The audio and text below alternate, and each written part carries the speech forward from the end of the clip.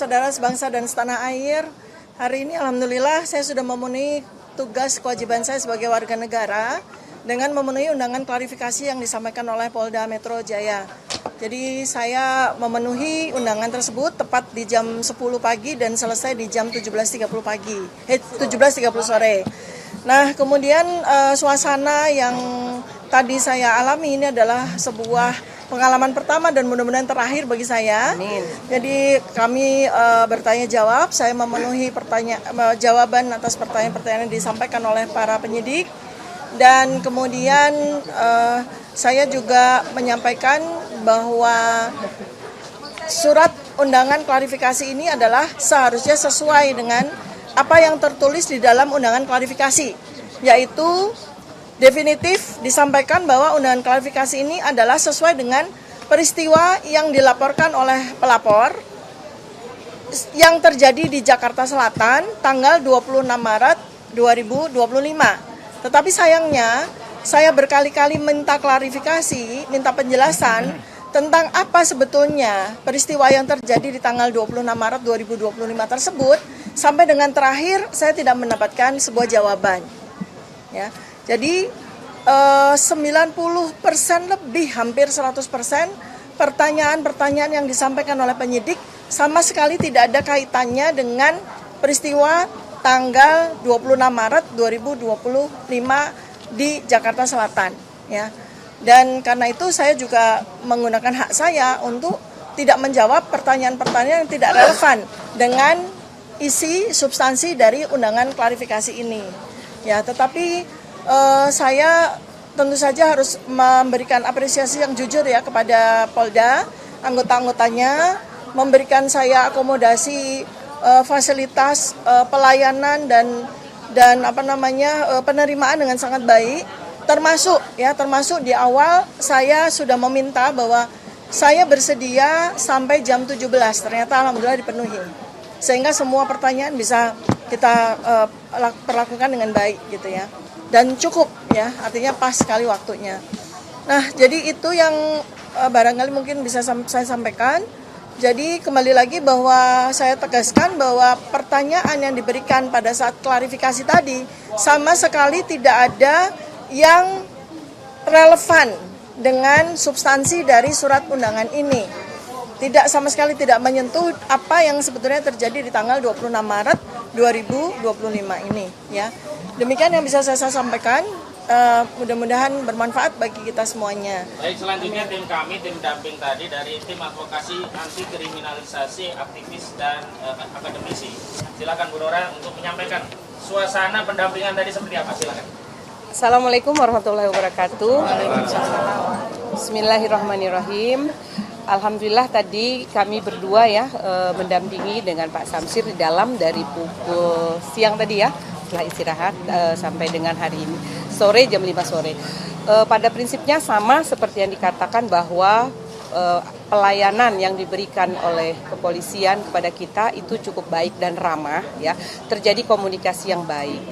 Dalam pertanyaan-pertanyaan memang hak polisi untuk bertanya dan kewajiban kita menjawab juga sesuai dengan keinginan jawaban kita.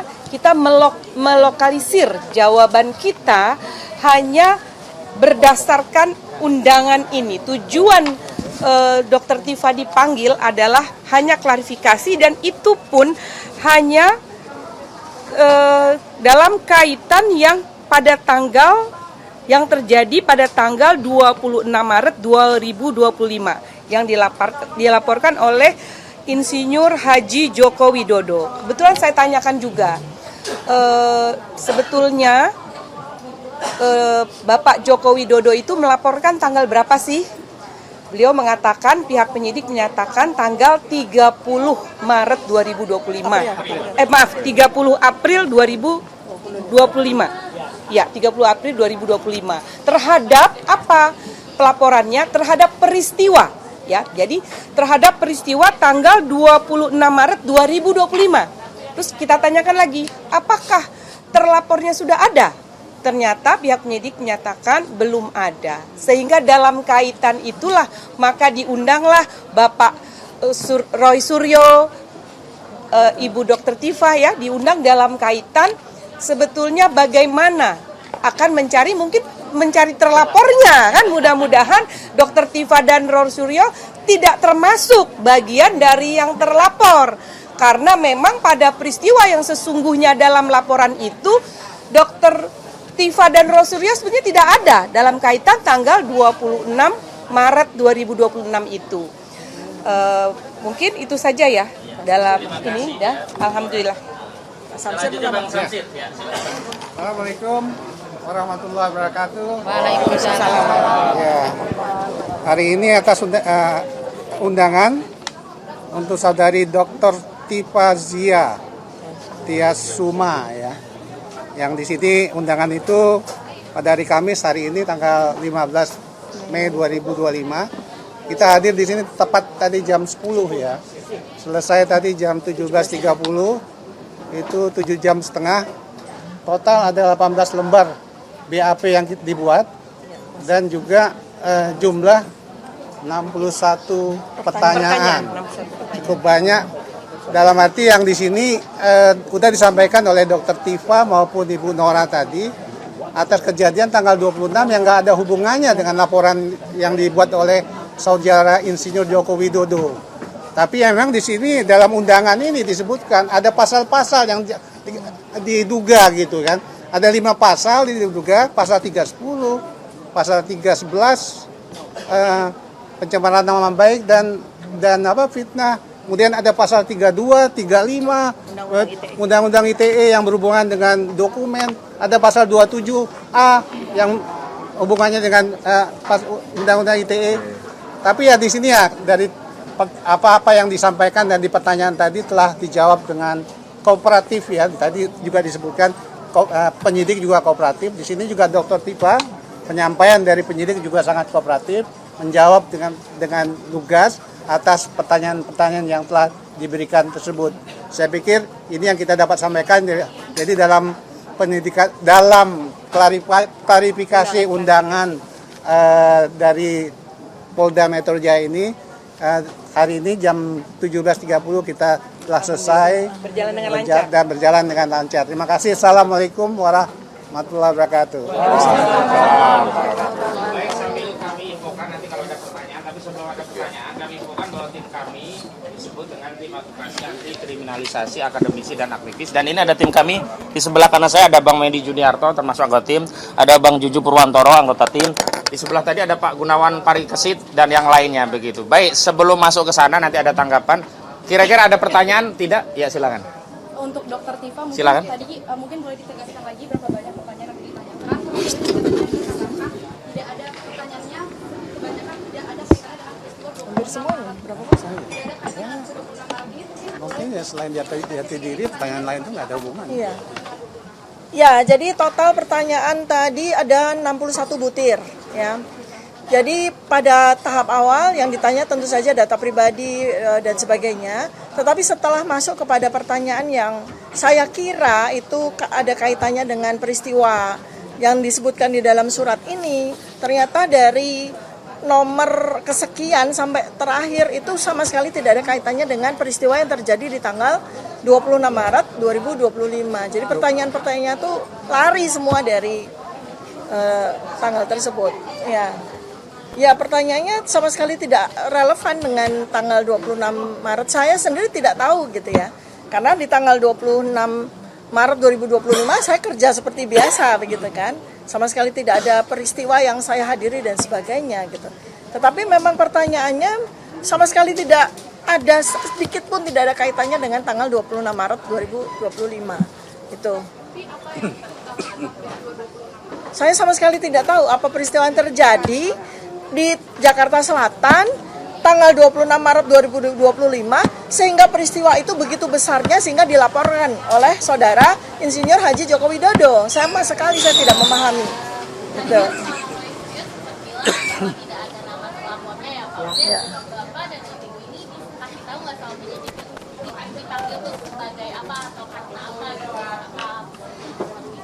Oh ya, baik, ya saya bertanya tentu saja ya atas 3 pertanyaan penting karena itu 3 pertanyaan itu ada di surat undangan ini ya. Satu, tentang saya sebagai apa gitu ya, karena di sini kan sudah ada jelas penyidik adalah Polda Metro Jaya, kemudian pelapor adalah Insinyur Haji Joko Widodo. Tentu saja mestinya di surat ini juga tertulis terlapor.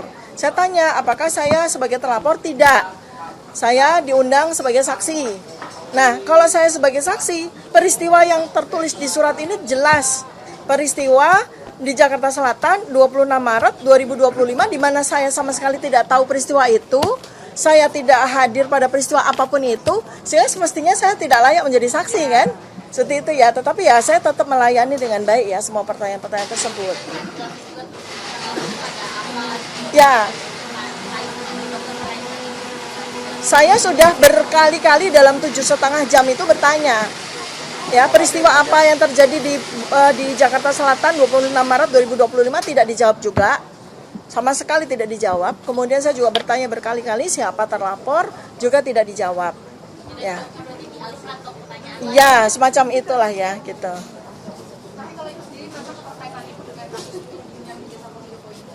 Ya, saya merasa tidak ada kaitannya ya. Artinya kalau ini berkaitan dengan pasal-pasal ini ya tentu saja saya tidak ada kaitannya sama sekali gitu. Karena kalau sudah menyangkut pasal-pasal seperti ini harusnya ada sebuah barang kan, semacam bukti yang kita klarifikasi kan terhadap barang itu gitu. Tapi ini sama sekali nggak ada. Bahkan peristiwanya saja apa saja tidak dijawab. Apalagi bukti apa, sehingga mestinya saya sebagai dokter kan harus ada barangnya gitu kan, harus ada sesuatu physically yang saya lihat dan kita sama-sama berdiskusi tentang itu, tapi peristiwanya saja tidak ada apalagi barangnya gitu ya. Demikian. Jadi assalamualaikum warahmatullahi wabarakatuh. Waalaikumsalam. Salam sejahtera untuk kita semuanya. Di kesempatan sore hari ini, ya sore ini jam berapa? Jam 3 ya. Saya secara pribadi dan kami secara keseluruhan itu mengaturkan terima kasih yang sebesar-besarnya khususnya kepada Bapak Kapolri ya, Pak Sigit ya, Kapolda Metro Jaya Pak Karyoto dan semua penyidiknya yang telah menjalankan tugas secara sangat profesional. Kenapa sangat profesional?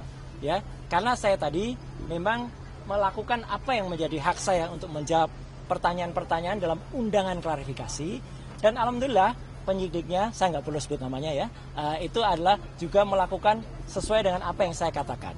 Jadi saya menjawab dengan detail semua apa yang ditanyakan sepanjang itu berhubungan dengan surat undangan yang diberikan kepada saya. Ya, jadi artinya itulah makanya saya juga berharap ya agar polisi itu bisa presisi ya, jadi bisa profesional untuk melakukan tugas seperti ini. Jadi artinya kalau yang memang itu yang ada dalam surat undangan, ya itu yang kemudian ditanyakan, ya tidak menanyakan yang lain atau bahkan melebar ke hal yang lain. Jadi alhamdulillah ya saya tadi sudah menjawab dengan detail sampai sekitar 26 pertanyaan ya dengan jumlah halaman sekitar 22 lebih ya. Dan saya juga menyampaikan jawaban saya atas pertanyaan-pertanyaan pada laporan. Dan saya juga saya tadi juga sampaikan dalam jawaban ya, saya harap tugas profesional polisi itu persis sama yang dilakukan terhadap saudara pelapor ya. Pelapor itu melaporkan belum ada yang terlapor gitu. Jadi melaporkan atau membuat laporan ini pada tanggal 30 April 2025 dan langsung terbit hari itu juga ya surat perintah penyelidikan pada tanggal yang sama. Ini luar biasa. Ya, kalau ini dilakukan untuk semua masyarakat tentu akan sangat senang karena laporan bisa cepat dan kemudian tegas, presisi langsung. Hari itu juga lapor ke SPKT, hari itu juga langsung buat BAP, hari itu juga kemudian terbit surat perintah penyelidikan dan bahkan undangan. Ya, jadi saya harapkan sikap itu juga ada pada semua pelaporan yang ada. Jadi jangan bedakan masyarakat yang ada. Jadi kami ini juga dengan cepat juga diberikan undangan klarifikasi, tapi juga kami juga cepat juga bisa diselesaikan karena kita sama-sama insya Allah kita mengerti hukum. Ya, kalau kita mengerti hukum ya begini. Jadi artinya apa yang ditanyakan, apa yang dijawab, saya tidak perlu menjawab apa yang tidak ditanyakan, apa yang tidak ada dalam surat. Itu aja saya kira. Konfirmasi Mas, ya. Pelapor di tanggal 30 itu siapa? Pelapor di tanggal 30 itu yang saya baca tadi itulah Insinyur tulisannya gitu ya. Ya, Insinyur Haji Joko Widodo. Nah, Tadi yang digali oleh penyidik di dalam apa saja yang terkait dengan pelaporan itu artinya apa? Ya, 22 pelaporan itu banyak soal bagaimana dulu hidup saya, kisah saya. Ya, saya SD, SMP, SMA, ada ijazah semua ya. Gitu. Kemudian S1 UGM asli, S2 UGM asli, S3 UNJ asli, itu saya ada lah, jelaskan semua gitu. Dan kemudian apa profesi saya sekarang? Saya profesi sekarang sebagai konsultan telematika dan multimedia. Kemudian saya diminta menjelaskan apa itu telematika. Telematika adalah telekomunikasi, media dan informatika untuk bisa menganalisis. Jadi saya saintis ya, menganalisis secara independen segala hal yang berbau dengan suara, foto, video dan lain sebagainya. Bahkan saya juga diminta jadi menjelaskan perjalanan hidup saya. Ya saya jelaskan dulu saya sempat jadi dosen. Sekitar 8 tahun di UGM ya, kemudian 10 tahun saya dosen di ISI, Institut Seni Indonesia, kemudian saya sempat menjadi anggota KPI ya, Komisi Penyiaran Indonesia Daerah Istimewa Yogyakarta. Saya sempat juga masuk sebagai anggota DPR Komisi 1, komisi yang menangani undang-undang ITE, undang-undang keterbukaan informasi publik dan lain sebagainya. Dan kemudian saya sempat membantu Presiden SBY menjadi Menteri Pemuda dan Olahraga di tahun 2013-2014 dan saya kembali menjadi anggota DPR lagi sampai dengan tahun 2019 dan sekarang saya sebagai konsultan independen. Jadi selaku konsultan independen, saya independen ya, saya berhak melakukan apa yang menjadi tugas saya dan kemudian saya berhak menyampaikannya kepada masyarakat sepanjang dengan ilmu pengetahuan dan menjadi keterbukaan informasi publik. Itu aja yang ditanyakan tentang itu. Kemudian tentang ada beberapa hal yang lain yang ditanyakan, apakah soal video begini, saya hanya jawab singkat saja. Apakah itu ada pada surat laporan tertanggal 26 Maret 2025. Ketika ditanyakan tidak terkait dengan itu, ya sudah. Jangan tanya saya yang tidak ada kaitannya dengan itu. Ya, jadi kalau sama tidak ada itu, jadi lokus dan tempusnya tidak sama dengan apa yang ada pada surat undangan, ya sudah, itu tidak perlu dijawab. Ibaratnya kalau kita mengerjakan ujian, ya teman-teman semua, ya masyarakat, kita diminta untuk belajar tentang fisika. Ternyata nanti pertanyaannya soal kimia, ya jangan dijawab.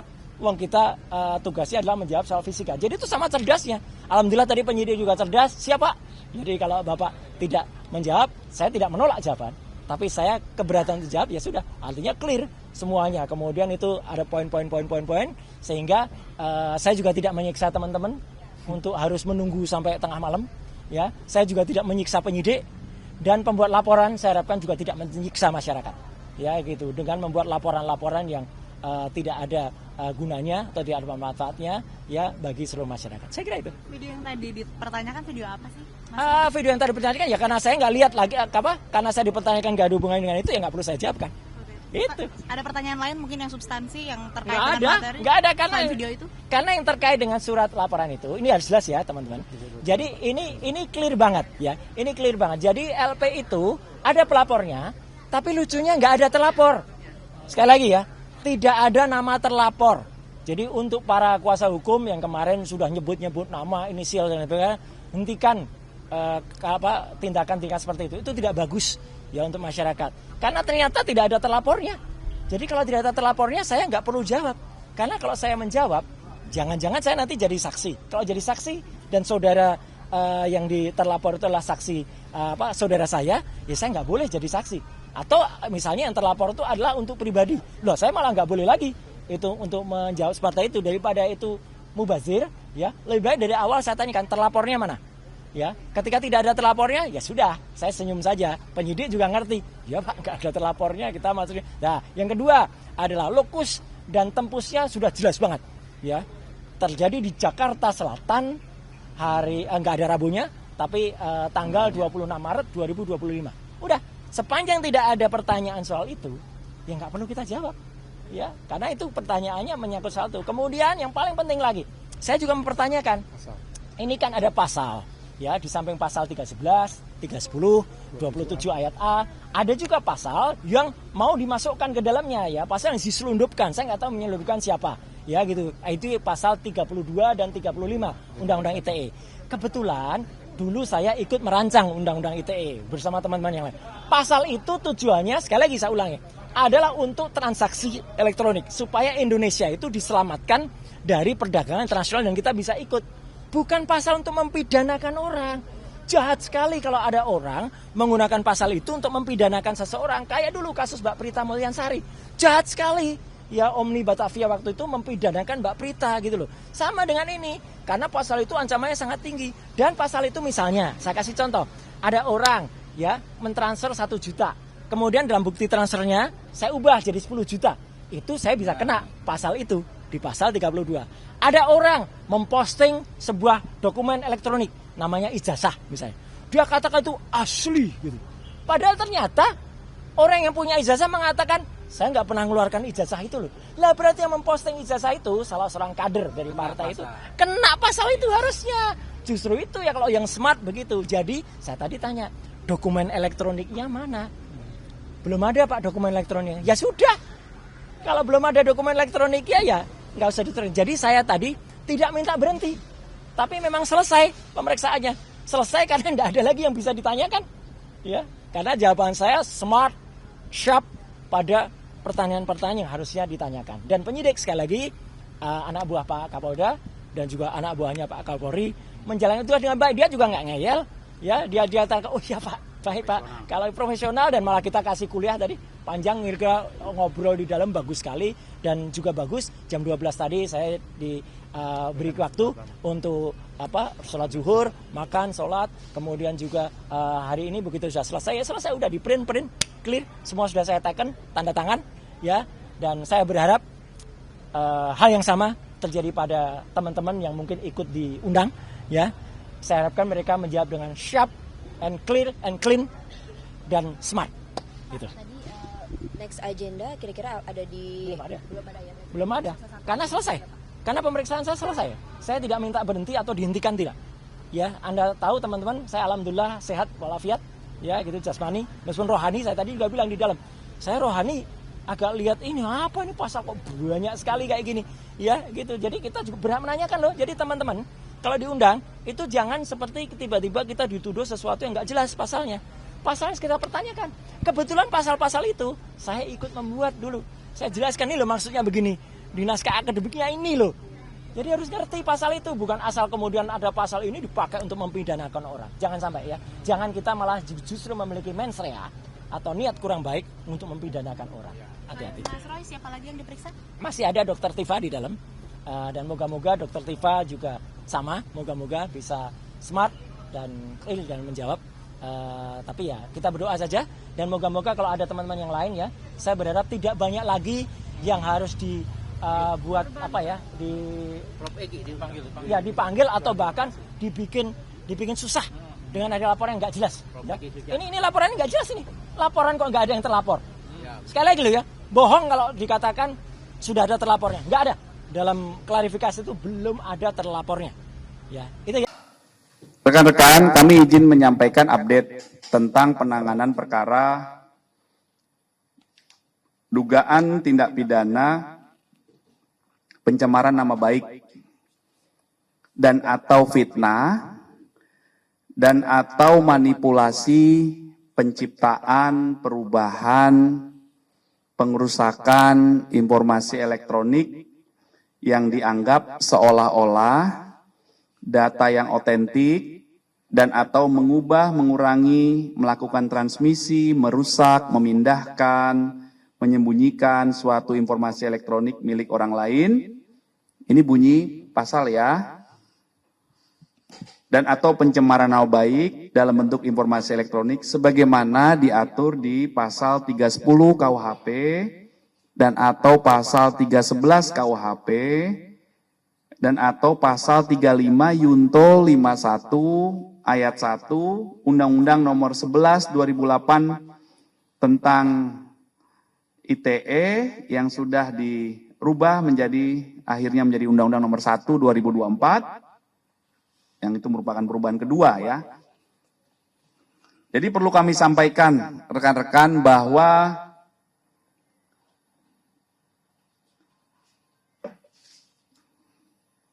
terlapor dalam kasus yang dilaporkannya adalah dalam penyelidikan. Kemudian pelapornya adalah saudara JW. Kemudian kronologis perkara yang dilaporkan, ya, kronologis perkara yang dilaporkan adalah pada tanggal 26 Maret 2025 di sekitar Karet Kuningan, Jakarta Selatan, pelapor selaku korban mulai mengetahui adanya video melalui media sosial berisi pernyataan fitnah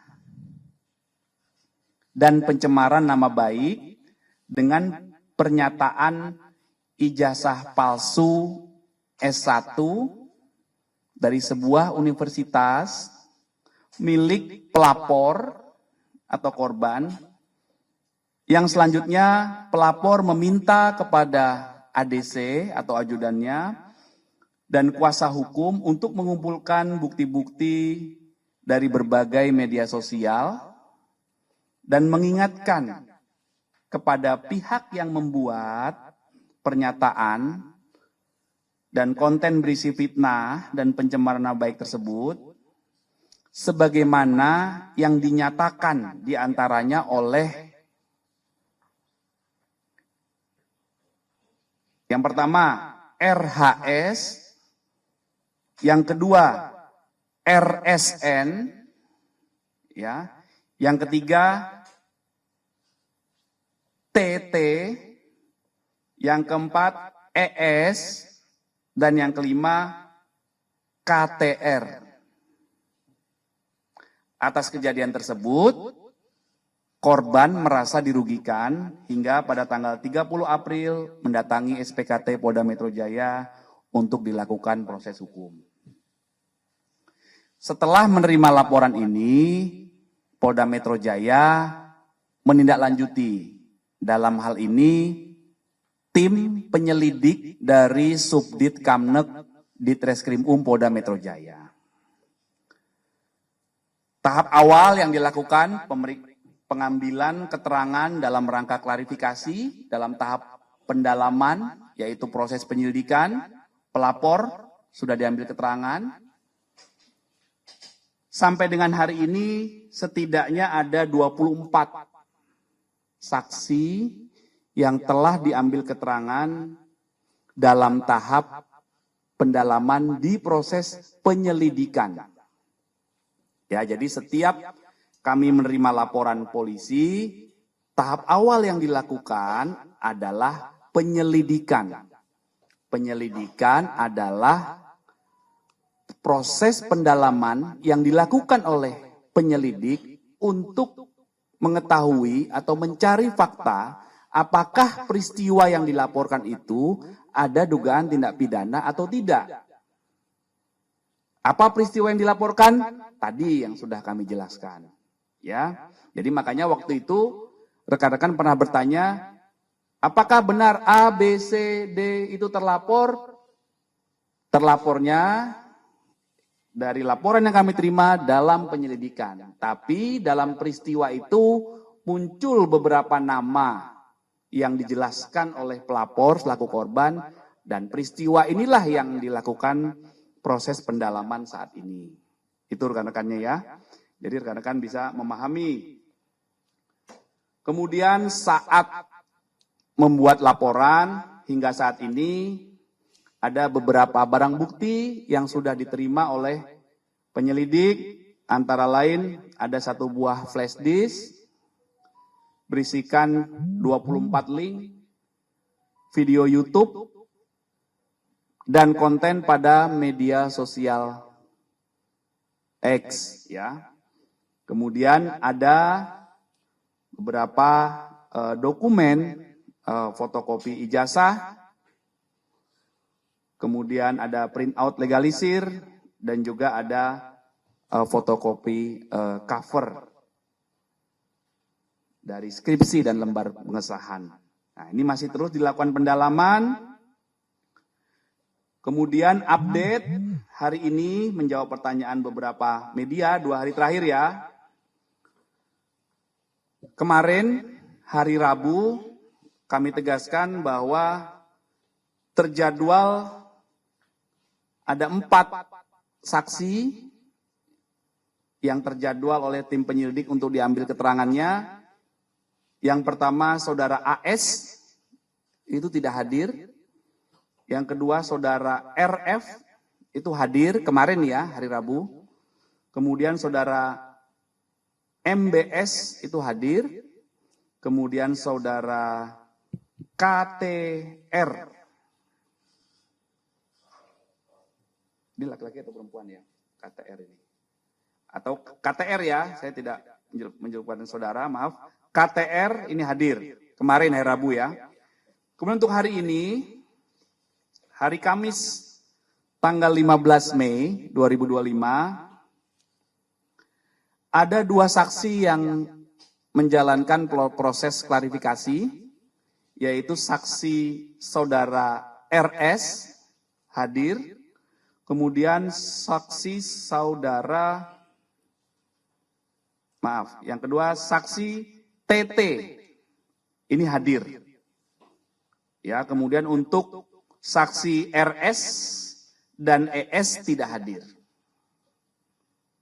Ini yang dari tadi rekan-rekan bertanya, saudara RS tadi hadir, ya. Itu rekan-rekan update-nya, jadi mohon waktu, ini proses masih berjalan, ada update, nanti silakan kita komunikasi lebih lanjut ya. Oke.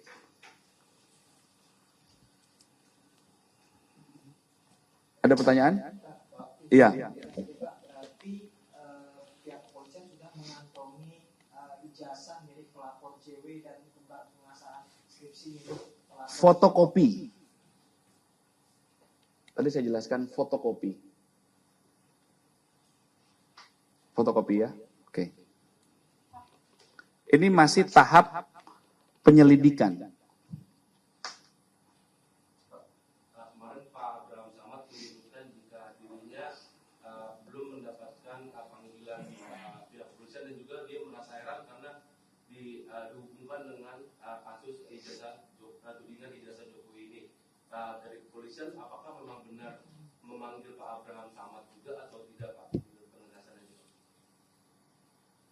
Bentar ya.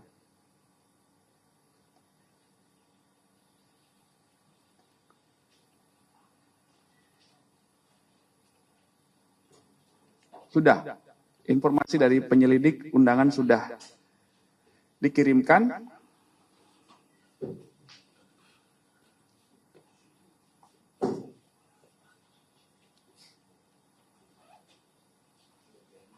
Saksi adalah orang berdasarkan fakta yang ditemukan oleh tim penyelidik. Jadi saat ini tahapnya namanya penyelidikan. Dan tahap penyelidikan ini penyelidik mengumpulkan fakta-fakta dari pelapor, dari korban, kemudian saksi-saksi yang dijelaskan oleh korban, kemudian dari peristiwa utuh muncul saksi-saksi. Jadi siapapun yang dipanggil saksi oleh tim penyelidik, maka pasti dibutuhkan keterangannya untuk membuat peristiwa ini menjadi utuh di tahap penyelidikan awal. Ya, sekali lagi penyelidikan adalah upaya penyelidik untuk mengumpulkan fakta untuk menentukan apakah peristiwa yang dilaporkan oleh korban ini ada tindak pidana atau tidak. Nah, itu tahap awalnya dulu. Ya, oke. Ya. Tadi kan ada beberapa saksi nih yang tidak hadir atau mangkir. Apakah kemudian akan dijadwalkan ulang? Dan selanjutnya ini ada saksi lain juga yang akan dipanggil untuk pemeriksaan? Ya, nanti itu penyelidik yang menjadwalkan. Ya, ada mekanisme pemanggilan lagi, penjadwalan ulang. Ada salah satu saksi juga komunikasi dengan penyelidik. Ada yang menyampaikan sakit, nanti disesuaikan lagi waktunya. Bisa dilakukan komunikasi, ya.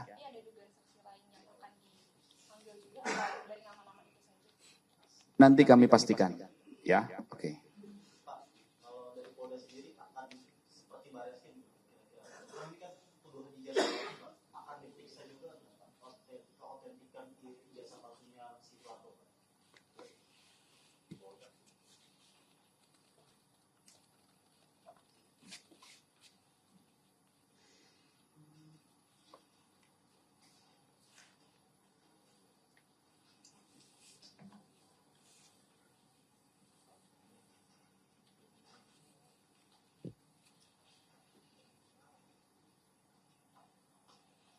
berdasarkan laporan yang disampaikan oleh pelapor ataupun korban, maka yang menjadi objek perkara penanganan kasus ini adalah pernyataan yang mengandung fitnah dan pencemaran nama baik melalui media sosial atas tuduhan ijazah palsu S1 milik pelapor,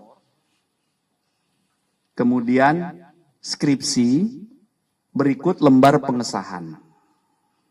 Nah, inilah yang akan didalami ya. Tahapan-tahapan itu nanti akan dilakukan. Penyelidik juga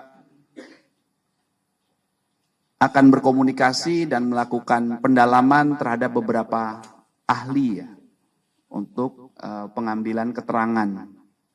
Karena proses penyelidikan itu adalah tadi untuk membuat terang atau melengkapi fakta apakah peristiwa yang dilaporkan itu merupakan tindak pidana atau bukan.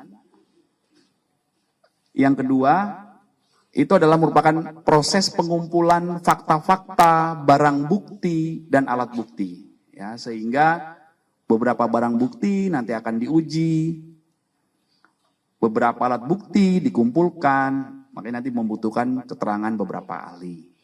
Ya, tuh update-nya rekan-rekan. Izin Pak, ada beberapa pertanyaan. Yang pertama, ini kan tadi kan udah ada yang selesai diperiksa ya Pak. Nah, dan Bapak tadi menjelaskan kalau dalam laporannya itu memang disebutkannya terlapornya adalah dalam lidik ya Pak ya.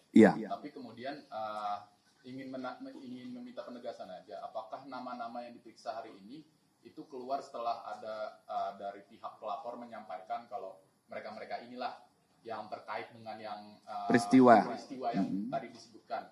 Itu yang pertama. Yang kedua, saya jawab satu-satu. Iya. Jadi nama-nama ini muncul di kronologi perkara di laporan polisi yang dibuat oleh pelapor. Berarti udah disampaikan emang dari pelapor itu ngasih tahu mereka ini gitu ya Pak ya? Iya. Namun tidak menunjuk siapa terlapornya. Jadi paham ya? Jadi seperti gini analoginya. Korban kehilangan motor. Dia belum tahu siapa pencuri motornya. Tetapi dalam peristiwa kehilangan motor ini, ada orang-orang yang diduga mengetahui. Saya lagi makan bakso bersama ABC. Naik motor itu, begitu pulang motor saya hilang, jadi sehingga nama ABC ini saya sebutkan. Kira-kira seperti itulah. Ya. Walaupun ini saksi. Dan ini adalah orang-orang yang ada di konten. Ya, jadi tolong dicek lagi pernyataan saya tadi tentang kronologis perkara yang dilaporkan. Ya, bahwa berarti pelapor spesifik ada mention orang-orang ini gitu ya? Ada di laporannya. Tapi terlapornya tidak disebutkan siapa. Karena ini membutuhkan proses pembuktian. Ya, jadi ketika rekan-rekan bertanya, apakah terlapor, kapan terlapor? Ini bukan terlapor, gitu loh. Ini adalah saksi dalam sebuah peristiwa yang dilaporkan. Nah, ini juga harus dipahami oleh rekan-rekan. Pak, pertanyaan keduanya. Iya. Tadi sempat di-mention sama pihak yang sudah diperiksa, kalau surat panggilan dia itu spesifik terkait peristiwa di tanggal 26 Maret. Dan Bapak tadi mention peristiwa di 26 Maret itu ada kegiatan yang berisi memberikan fitnah dan segala macamnya. Iya. Jelasnya nggak itu? Ngapain sih Pak di 26 Maret itu? Kan tadi sudah saya jelaskan ya kronologinya ya. Maksudnya apa? Pergumulan apa yang terjadi di situ gitu loh Pak yang dibahas gitu. Kenapa? Ya ini soalnya si yang udah diperiksa ini bilangnya dia cuman ya nggak ada apa-apa, cuman ngumpul buka puasa bersama Pak kan dia bilangnya. Jadi sekali lagi ya, saya jelaskan ada sebuah peristiwa yang dilaporkan oleh pelapor. Apa peristiwanya? Yaitu tanggal 26 Maret di sekitar Karet Kuningan yang tadi itu. Nah, itulah yang didalami. Dari peristiwa yang disampaikan itu ada pidana atau tidak. Gitu. Itu yang didalami. Kayak mereka pamer apa ngasih tahu kalau oh ini jasa dia palsu gitu maksudnya Pak. Ini ya, pelapor atau korban mulai mengetahui adanya video di media sosial yang berisi pernyataan fitnah dan pencemaran nama baik dengan pernyataan ijazah palsu S1 milik korban. Selanjutnya korban meminta, ini kan kronologis, minta ADC dan kuasa hukum membuka bukti-bukti dan mengingatkan kepada pihak yang membuat, makanya dicatat ini, yang membuat pernyataan dan konten berisi fitnah dan pencemaran nama baik tersebut, sebagaimana yang dinyatakan di konten tersebut oleh saudara RHS. Itu loh, ini yang didalami peristiwa ini, yang dialami. Korban ini merasa dirugikan, kemudian menjelaskan peristiwa itu kepada penyelidik. Inilah yang didalami, diungkap faktanya. Ini seperti apa faktanya? Ada nggak dugaan tindak pidana di sini? Itu namanya tahap awal penyelidikan. Nanti faktanya apa? Ya itu tergantung dari pengumpulan fakta-fakta oleh tim penyelidik. Nah, jadi paham ya? Jadi itulah sebuah tahapan atau proses yang sedang kami lakukan.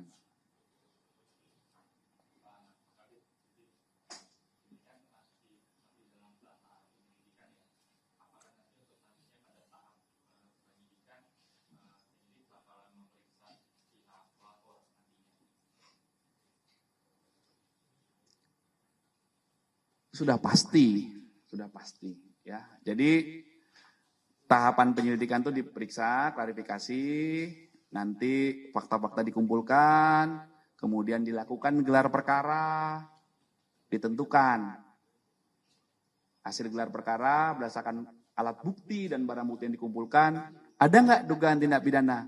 Kalau ada dugaan tindak pidana, ditingkatkan statusnya menjadi penyidikan. Setelah penyidikan, pelapor diperiksa lagi, di BAP namanya. Diambil keterangan berita acara pemeriksaan sebagai saksi dalam tahap penyidikan. Diulangi lagi nanti semua saksi diperiksa lagi. Inilah hukum acara yang diatur di hukum acara pidana dalam tahap penyidikan. Jadi penyelidikan dan penyidikan ini harus kami lakukan sesuai SOP secara proporsional dan profesional berdasarkan ketentuan yang berlaku dengan prinsip kehati-hatian. Itu. Ya, jadi selalu tahapannya akan begitu di semua laporan, Mas. Semua laporan akan begitu semua tahapannya, ya. Pak, berarti kita tahap ini penyelidikan Jokowi bakal dipanggil lagi nggak, Pak? Kan dia kan baru awal pas buat RP. Nanti penyelidik yang mempertimbangkan. Dia ada peluang ya? Penyelidik yang akan mempertimbangkan. Ya, berdasarkan fakta-fakta yang dikumpulkan. Ya, oke. Kalau dosen pembimbingnya Pak Jokowi bakal dipanggil nggak, Pak?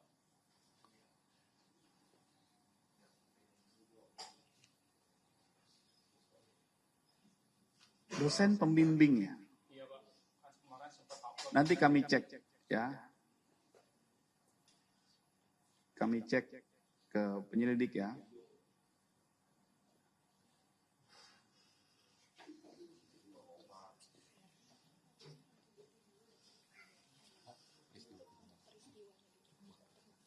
Oke?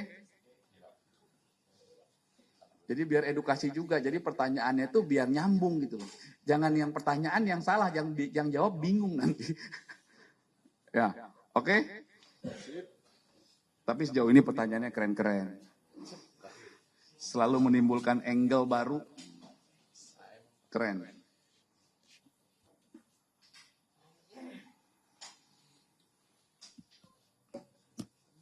Iya. Oke? Boleh nanti kalau ada yang kurang jelas, boleh ditanyakan.